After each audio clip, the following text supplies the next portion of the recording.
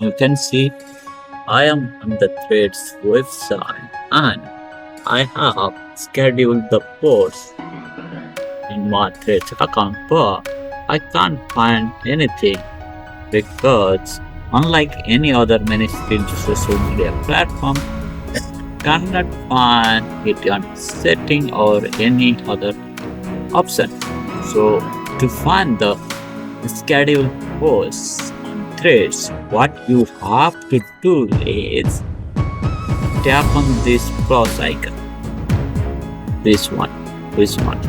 Tap on this and here you will see this option. Tap. Tap on this. So here is the list of the scheduled posts that you have scheduled on this threads account.